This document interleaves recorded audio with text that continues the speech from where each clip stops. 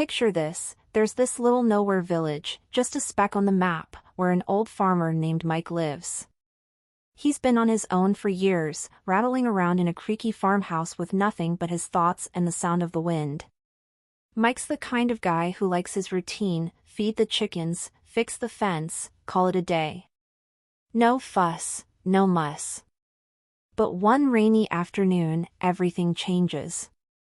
It's pouring outside, the kind of rain that turns the dirt into mud soup, and Mike's sitting on his porch, grumbling about the weather.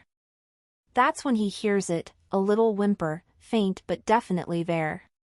He squints through the downpour and spots something under the porch steps. A puppy. A tiny, soaked-to-the-bone stray, shivering like it's about to shake apart. It's so skinny you can see its ribs, and one ear sticks up while the other just flops down, giving it this lopsided look. Mike chuckles despite himself and mutters, "Well, ain't you a sad sack? One ear, huh?" Now, Mike's not a dog guy. Never has been. He's thinking, I don't need this. I live alone for a reason, no extra mouths to feed, no trouble. He's ready to shoo it off, maybe leave it to figure things out on its own. But then one ear looks up at him with these big, pleading eyes, and Mike's tough guy act starts to crack. "Aw, heck," he grumbles, scooping the little guy up. "You're gonna catch your death out here." He carries one ear inside, dripping water all over the floor, and sets him down by the kitchen table. Mike digs out an old towel, probably hasn't been washed since the 90s, and rubs the pup dry. "Don't get used to this," he warns, but he's already heating up some milk on the stove. One ear laps it up like it's the best thing he's ever tasted, and Mike just shakes his head. "All right, fine. You can stay a couple days. That's it. Don't go thinking this is permanent." The rain keeps hammering the roof, but inside, it's warm and quiet. Mike stokes the old wood stove in the corner, the fire crackling to life. One ear, full of milk and finally dry, wobbles over and plops down right in front of it. His one good ear twitches as he curls into a tight little ball, letting out this tiny sigh like he's saying, "Finally, I'm safe." Mike sits in his chair, watching the pup settle in. He doesn't even notice the grin creeping onto his face, a real smile, the kind he hasn't worn in years. For the first time in forever, the house doesn't feel so empty. And just like that, those couple days start looking like they might stretch a little longer. Okay, so a few months roll by, and one ear's not just some temporary house guest anymore, he's basically Mike's right-hand man. Or, well, right-hand dog. That little pup's grown a bit, still got that one goofy ear sticking up, but he's filled out enough that you can't count his ribs anymore. And let me tell you, he's glued to Mike like they're a package deal. Wherever Mike goes, one ear's trotting along, tail wagging like a metronome set to happy. Mornings start with the two of them out in the yard. Mike's tossing feed to the geese, grumbling about how they're more trouble than they're worth, and one ear's darting around, herding them like he's some pro sheepdog. "Get 'em, boy!" Mike yells, half laughing as the geese honk and scatter. Then it's off to the fields, Mike's rumbling along on his beat-up old tractor, and one ear's racing beside it, barking at nothing and everything. At night, he's posted up by the gate, ears perked, guarding the place like it's Fort Knox. Mike'll peek out the window and mutter, "Good boy," even though he'd never admit he's gone soft. Thing is, Mike's always been the quiet type. Lived alone so long he barely talked to anyone, just nodded at the neighbors and kept to himself. But now? He's chatting up a storm with one ear. It starts small, like, "You think it's gonna rain again, huh?" while they're fixing a fence. Then it gets deeper. One night, Mike's sitting by the stove, a beer in hand, and he just starts spilling. "You know, my wife, Sarah, she used to love this place. Made the best apple pie you ever tasted. And our girl, Emily? She took off to Europe after college. Haven't heard from her in years. One Ear sprawled out, head on Mike's boots, looking up with those big, soulful eyes like he's soaking in every word. Mike snorts. "What am I even doing, talking to a dog?" "You're a better listener than most people, though." The folks in the village start noticing a change, too. Mike's not just the grumpy old farmer anymore. He's waving hello when he drives by, even cracking a smile now and then. One lady, Mrs. Jenkins, tells her husband that dog's working miracles. Mike's almost human again. Word spreads fast in a place this small, soon everyone's got a story about Mike and his one-eared sidekick. Kids giggle when they see One Ear chasing his own tail, and the mailman tosses him a biscuit every Tuesday. But the real kicker comes one sunny afternoon. Mike's out back, tending the chickens, when a fox sneaks in, bold as anything, eyeing a fat hen like it's dinner time. Mike's too far to do much, just yells, "Hey," and grabs a stick. But One Ear? Oh, he's on it. That little dog bolts like a rocket, barking his head off, and the fox takes one look at those snapping jaws and books it out of there. The hen flaps around, clueless but safe, and Mike's doubled over laughing. He kneels down, ruffling One Ear's fur. "You little hero. Saved the day, huh? Guess you're earning your keep after all." One Ear's panting, proud as can be, and Mike's grin is so wide it hurts his face. By now, those few days Mike planned are ancient history. One Ear's not just sticking around, he's family. Nights end with Mike in his chair, whittling some random chunk of wood, and One Ear snoozing by the stove, that one ear flopping as he dreams.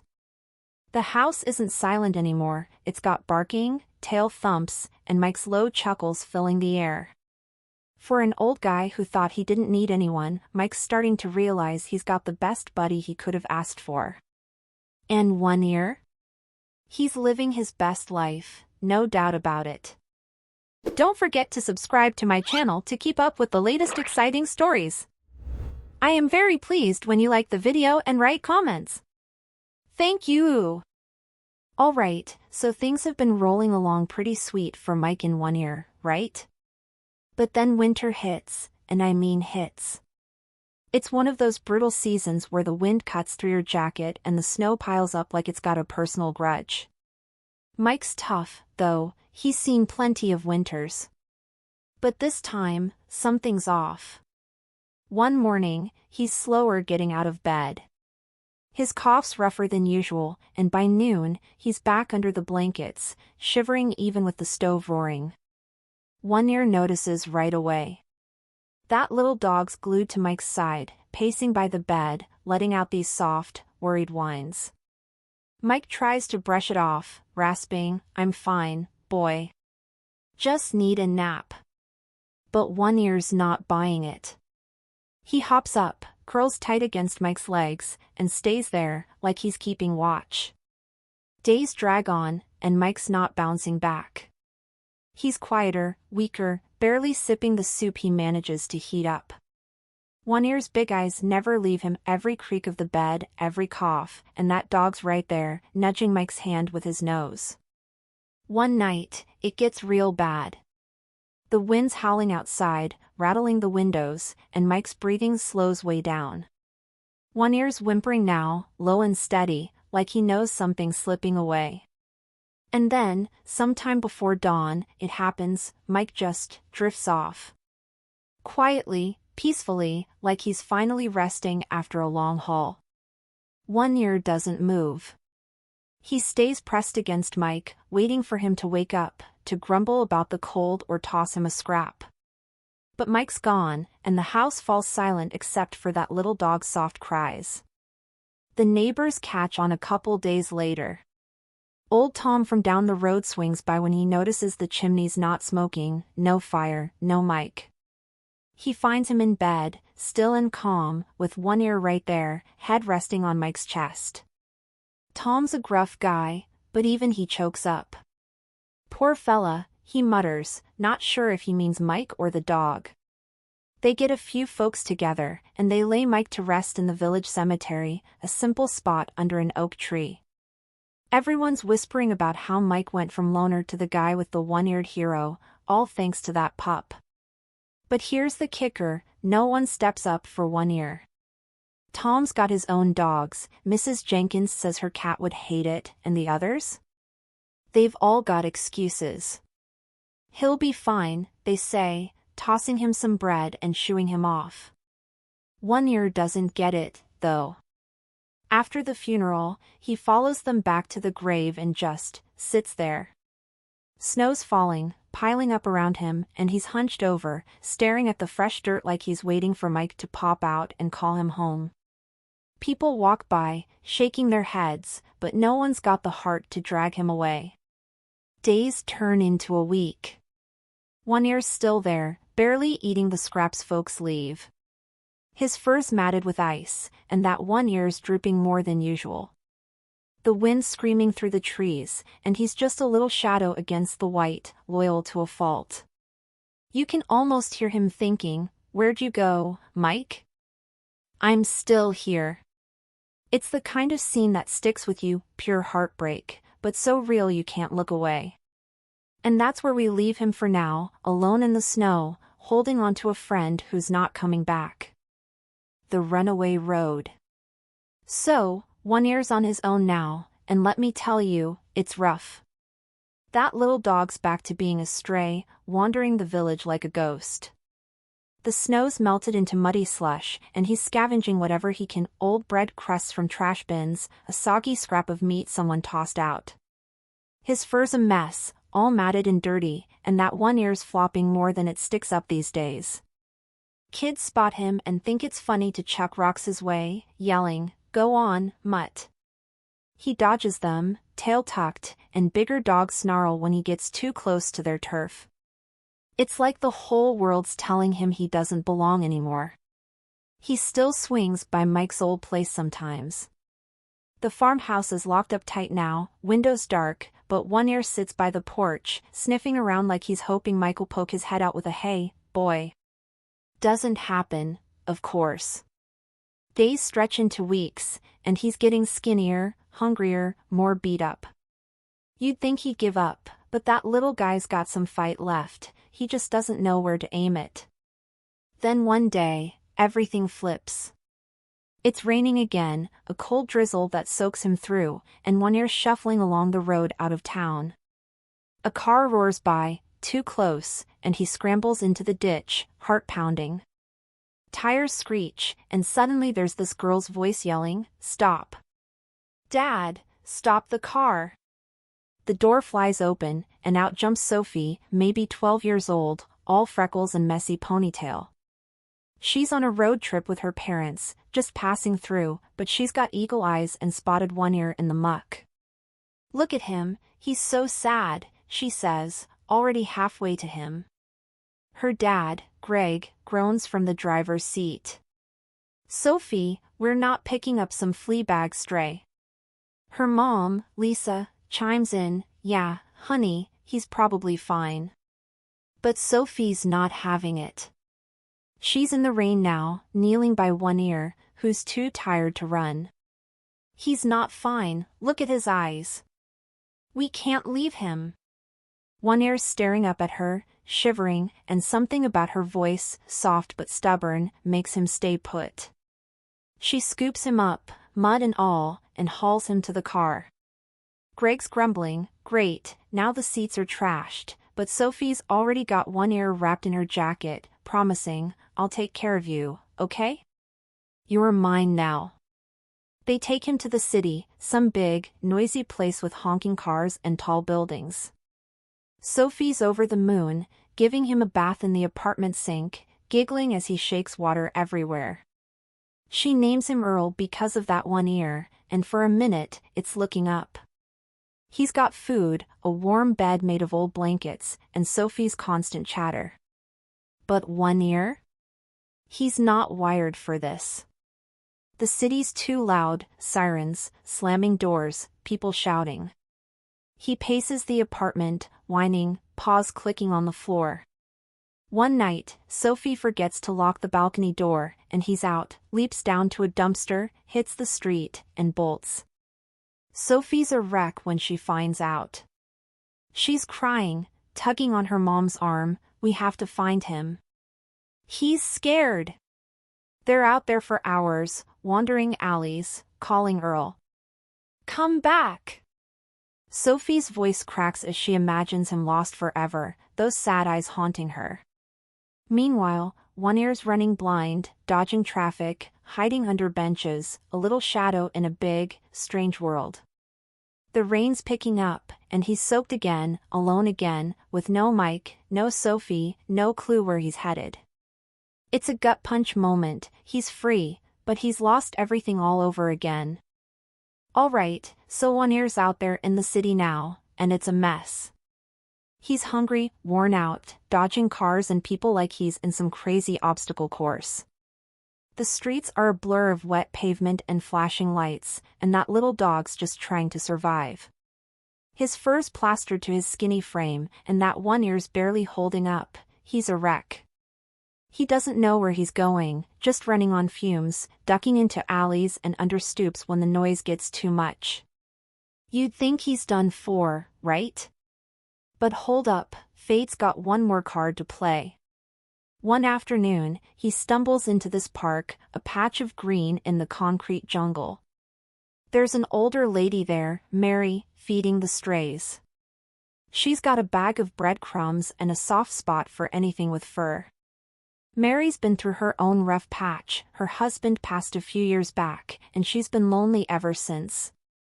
She spots One Ear limping in, all scruffy and sad, and her heart just melts. Hey there, little guy, she says, tossing him a chunk of bread. He freezes, eyeing her like he's not sure if it's a trick. But hunger wins. He inches over, sniffs it, and gobbles it down. Mary's patient. She's got this calm vibe, sitting on a bench, talking to him like they're old pals. You look like you've had a tough go, huh? Stick with me, I'll fix you up. One Ear's wary. Life's kicked him around too much to trust easy, but she keeps at it, day after day. He starts hanging around the park, waiting for her. She brings better stuff, bits of chicken, a beat-up bowl of water, and he lets her get closer. One day, she reaches out, scratches behind that one good ear, and he doesn't pull away. That's the moment she knows he's hers.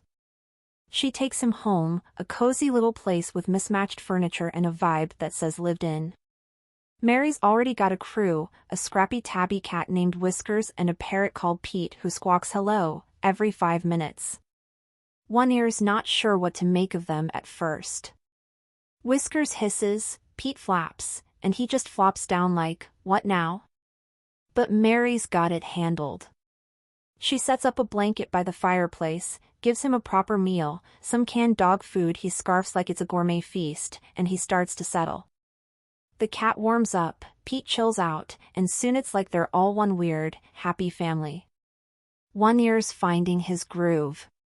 He's not jumping at every sound anymore, not shivering in the cold. Mary's his rock now. She's always there, humming some old tune while she knits, sneaking him treats when she thinks no one's looking. And he's there for her, too, curling up close when she's quiet, like he knows she's missing her old life. They're filling the gaps for each other, you know? Two lonely souls who didn't expect to find a second chance. So here's the big finish. It's a chilly night, fire crackling in the hearth, casting shadows on the walls. One Ear sprawled out on his blanket, belly full, that one ear twitching as he dozes. Mary's in her chair, a cup of tea in hand, watching him with this soft smile. She leans down, strokes his head, and whispers, "You're home, little one." His eyes flicker open, catching the glow of the flames, and for a second, just a second, it's like there's a spark in there, maybe a hint of old Mike grinning down from somewhere far off. The room's warm, Pete's muttering in his cage, Whiskers is purring on the couch, and One Ear lets out this tiny sigh, like he's finally letting go of all the hard stuff. He's not a stray anymore, he's got a home, a real one, and Mary's got him. And that's where we leave them, safe and sound, together at last.